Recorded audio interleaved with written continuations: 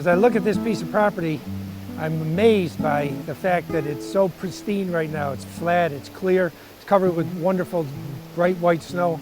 When I cast my mind back to May of 2016, this was an ecological disaster waiting to happen. In order to understand how we got from there to here, you have to understand that this was a homestead generations ago.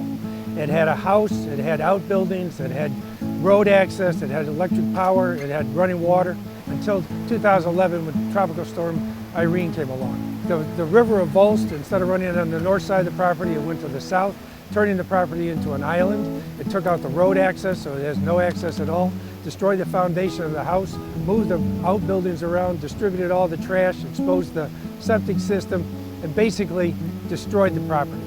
And for about 5 years, the town of Guilford and then the existing landowners talked about what to do about this. What could they do for taxes? What could they do for payment? But ultimately, the property was abandoned by the owners and put up for tax sale in 2016. And that's when I, as the floodplain administrator and one of the listers in town and some others got together and thought, now's a good time to do this. With a change of ownership, we have the opportunity to potentially clean this up. During the year that follows, the owner can actually buy the property back. And so we devised a plan where we could actually have the original owner take possession of the property, and then the property could be deeded to the neighbor, Jimmy Carlin, who is the landowner right next door. If the island wasn't cleaned up from the structures and the toxins it contained, no one knew when the next storm was going to come.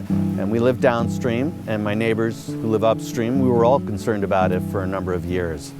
When it became clear that they needed a buyer in order to help grant access to the island, and also somebody who was an environmentalist and a conservationist like our family and myself, Sean approached us, and in a heartbeat, we were willing to participate.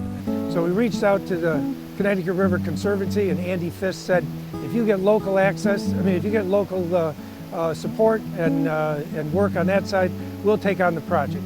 And one day in June, I looked around, there were no less than 9 of us out here for a meeting. It was the Agency of Natural Resources, the Connecticut River Conservancy, the Wyndham Regional Commission, the Vermont River Scientist, the Vermont River Engineer, the River Conservancy, Department of Environmental Conservation. An unbelievable group of people that seldom if ever get together totally in one place to do this. I was able to contact a friend of mine who's an excavator, but his name is Jim Herrick, and he's earthworks from Marlborough, Vermont. With the Agency of Natural Resources in the state of Vermont, they crafted a plan to build a road off the Heinsberg Road and start removing everything.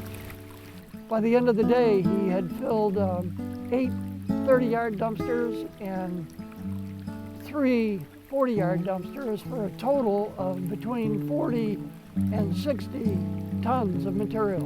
We knew what the cost for buying the property would be. We were worried about hidden costs that would follow that.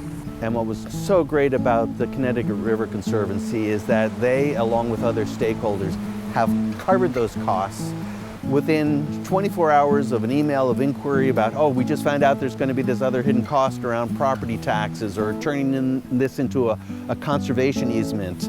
Can you help us cover those costs?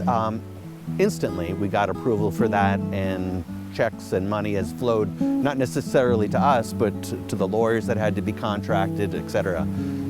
The project, while done to this point, is not over. The real goal here is to take care of the river channeling, the riparian buffer, to work with the town on protecting the road. The long-term goal is conservation, and even at some point the land may actually fall under a conservation easement. I have never seen or experienced in my career so many multiple stakeholders work together so cooperatively and so efficiently to solve a problem that was imminent, and they got it done.